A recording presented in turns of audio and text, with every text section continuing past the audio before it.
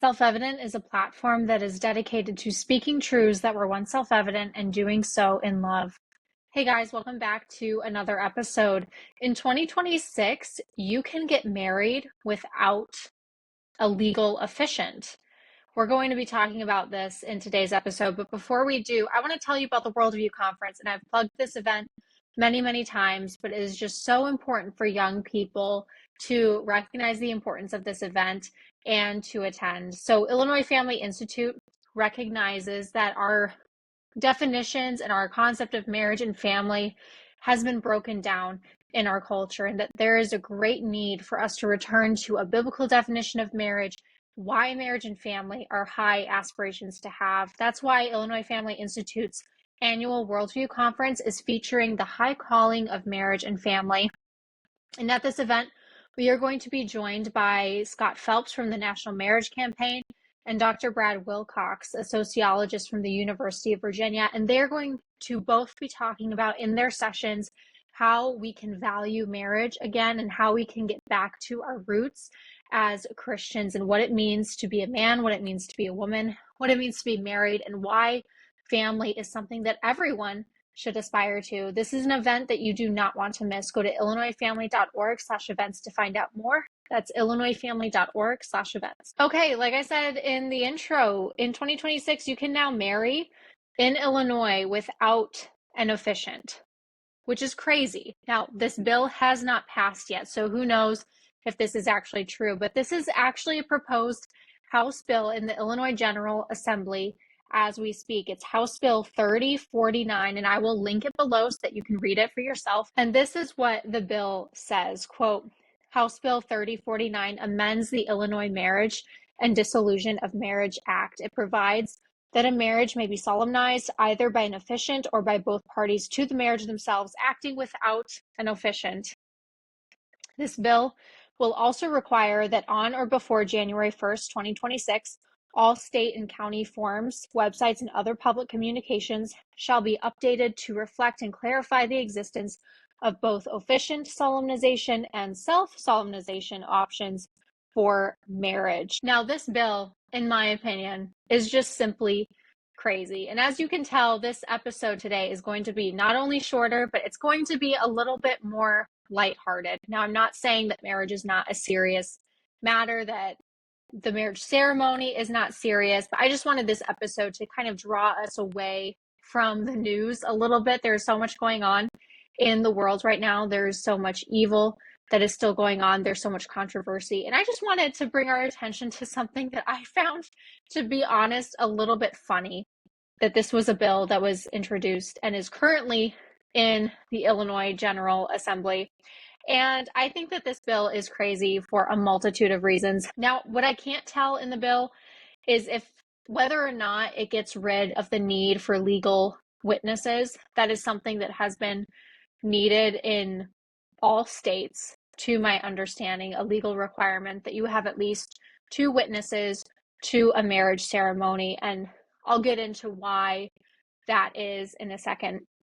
But this bill, in my opinion, gets away from the solemnity and seriousness of marriage. So I just have a few reasons that I want to go through on why this bill should be opposed by Christians, in my opinion. First of all, marriage is a legal matter, and witnesses other than the parties involved have always been required for legality purposes. And Deuteronomy 19:15, among other passages, is a perfect example of this. Deuteronomy 19:15 says, "One witness is not enough to convict anyone accused of any crime or offense that they may have committed.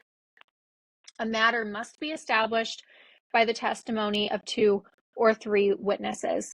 Now, I understand that this passage is specifically in its context talking about legal disputes. It's talking about specifically accusations of a crime. However, it's interesting to note that in legal cases in America today, we still require some type of authenticity of accusation when it comes to these things, and that 2 or 3 witnesses is actually a principle that is followed in a lot of things, and marriage ceremonies is one of those things.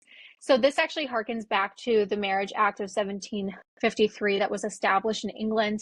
It is also known as the Hardwick Act. And originally, the witnesses would observe the ceremony and sign the marriage certificate along with the groom, bride, and the officiant. The witnesses would also ensure that the officiant performed his duties correctly, that the ceremony happened as intended, that it was properly ordained over, that there was nothing that people said against it. It was safeguarding the solemnity and the seriousness and the legality of the ceremony. That was the intention of having witnesses there, that someone couldn't come along and say, hey, you're not legally married because of this, this, and this. No, you would have witnesses to say, actually, that's not true. We were there. We presided over the officiant. We presided over the bride and groom, and everything that took place in that ceremony was completely legal and it was completely authentic. So taking an officiant out of the process, and from what I'm seeing online, it seems like there's this understanding that the necessity for witnesses will also go away. I'm not sure on that yet. This bill is still in its early stages. But also, even if, let's say, the witnesses are still there and it's just the officiant being taken out, you are still risking heavily the legality of your marriage being questioned, even by the witnesses. Because one of the officiant's job is to ensure that the paperwork is filed correctly, that you filled everything out correctly, that you're signing it, that someone else signs it, that it gets back to the courthouse in time or the county clerk in time. When my husband and I got married a couple of years ago, our officiant, which was our pastor at the time, made sure we filled everything out correctly. They made sure that we signed it. They made sure that he signed it and that he sent it back to the county clerk office so that our marriage was legitimized and legal in the eyes of the state. That's the officiant's job. And so when you take that role away, I personally think that that puts a lot of stress take the opinions out of it. I think that puts a lot of stress on the bride and groom to make sure they're following all of these legal requirements. So it was great for my husband and I to just go to the county clerk office, ask for a marriage certificate, have them fill out our preliminary information, and have our officiant deal with the rest of it. It was really nice because we didn't have to worry on our wedding day about the legality of our marriage. Our officiant was taking care of that for us. So in my opinion, I think it'd be really stressful. And I don't know if I would have been able to enjoy my wedding day as much if I had had this cloud of, oh my goodness, are we doing everything properly?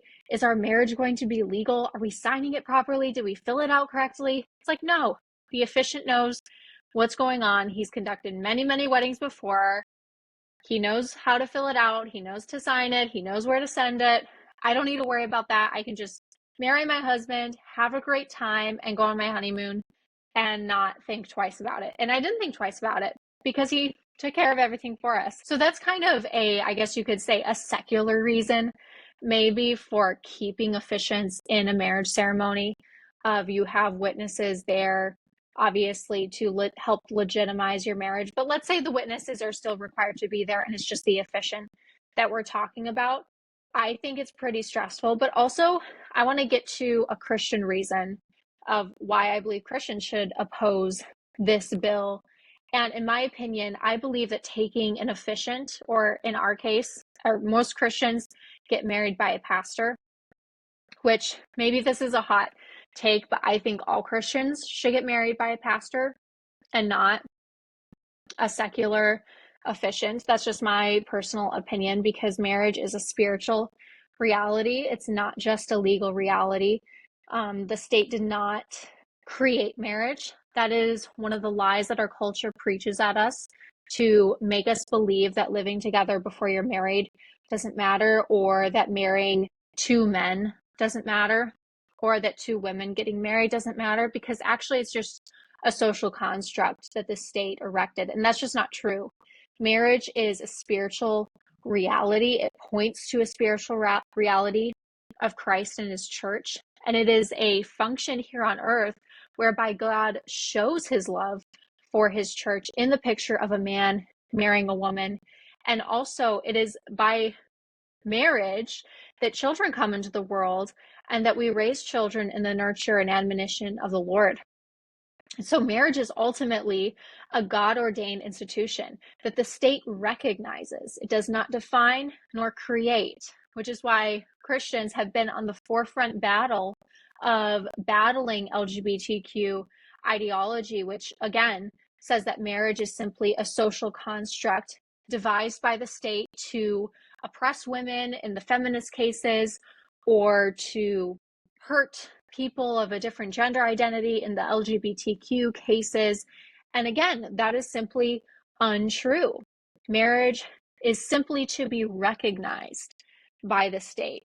So taking the legality away from it, from a spiritual sense, I think it's very dangerous for officiants to not be required in marriage ceremonies, especially if you're a Christian couple and let's say in 2026 this bill is passed, you choose to not have an officiant at your marriage ceremony. I think that poses as a big spiritual problem.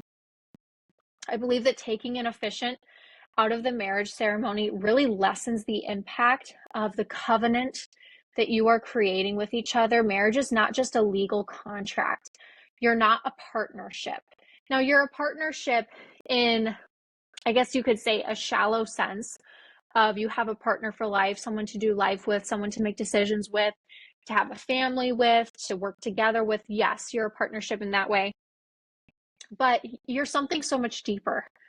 When you're a married couple, you have a covenant union with each other. This isn't just a business contract of, hey, you give 50, I'll give 50. Together we'll make 100%. You do this, I'll do that, and we'll breeze through life. No. A marriage covenant is something deeper. It's something more fulfilling, and it's something more spiritually tenable. Again, spiritual realities are a must in our thinking as Christians, that marriage is a picture of Christ and his church. Marriage is meant to point to the greater spiritual reality of Christ and his church. Marriage is meant to look forward to the ultimate marriage of Christ being united to his church. This is something that is foretold to us at the end of Revelation, of the marriage supper of the Lamb, where all the saints from all the ages, from all the years, will gather around and will celebrate in finally being wholly united to Christ for all of eternity. That is what our marriages are meant to point to. And in a symbolic way, an officiant is a type of representative of God presiding over the covenant union that a man and a woman are making together. Again, a covenant marriage is something that God instituted. It's something he created. And so to take that aspect out of it, I genuinely believe takes an aspect of intention and solemnity and seriousness out of the ceremony. If it's just about you two and you can go to a field and you don't need an officiant, you can just make your vows to each other and be on your merry way. I think you lose a lot of the impact that happens when someone is presiding over your ceremony and is reading your vows, and you're reading them back to your almost spouse, and he's reading his vows back to you, and the officiant pronounces you man and wife. There's something so special and so sacred about that moment that you just do not get if you don't have an officiant. I'm sorry. You cannot convince me that your marriage ceremony is going to have that sense of sacredness, of bonding to your spouse, if it's just you two in a field. I'm sorry. You can never convince me that the two ceremonies are the same, because they're not. In closing of this episode, like I said, this was never meant to be a long episode. I just wanted to mention this as something that popped into my newsfeed, and I just wanted to talk about it for a little bit. That ultimately bills like this that are introduced, that are trying to be passed, it harkens back to the question of who has the authority. And what we've seen in Illinois and in our nation at large is this general consensus, and I've mentioned this time and time again in this episode, this general consensus and idea that marriage is somehow a social construct that the state instituted. Again, in the feminist notion, it's meant to oppress women, it's meant to chain them, it's meant to force them into having children and being a stay-at-home wife, and oh my goodness, that's just a horrible thing. And then on the other side with the LGBTQ community, it's meant to be a little bit of an oppressive thing that, oh, how dare you say marriage is only between a man and a woman, which is why now we have marriage between a man and a man and a marriage between a woman and a woman, which is not marriage, again, because the state does not define marriage because it did not create it. Marriage is defined and created by God alone. So bills like this harken back to the question of who has the authority. Who has the authority to say, actually, you don't need an officiant? I don't think the state has the authority to do that, to change the methods of marriage ceremonies that have been conducted for thousands and thousands of years in countless cultures across time. Cultures across time have always had an officiant presiding over the marriage ceremony, whether you look at Hindu couples or Jewish couples, whatever the case may be. There's always been a sense that there is a spiritual and legal component to a marriage ceremony that an officiant carries on himself.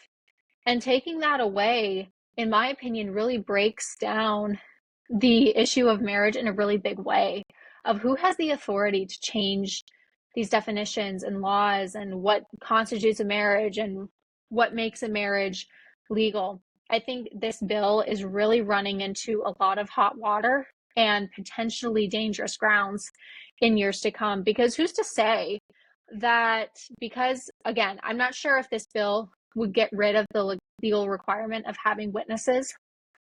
From the news stories that I've seen, it seems to imply that you and your partner could just elope literally by yourselves, just go somewhere like in the mountains of Colorado and just marry each other. But also, I think you run into a lot of legal scariness of who's to say if it's just you two getting married with no witnesses, no officiant, who's to say your marriage is legal? Who's to say that your marriage is legitimate? Who's to say that the ceremony was conducted correctly in a legal manner? Who's to say all these things? You have no people presiding over you. I personally think you run into a lot of legal scariness when you start making all of these things so privatized. But again, this is just my opinion, but these are some reasons why I believe Christians should oppose this bill, and why I believe this bill is very problematic, both in a legal sense and in a spiritual sense. So thank you so much for listening or watching if you're watching on YouTube. And until next time, let us firmly rely on the protection of divine providence. This is self-evident.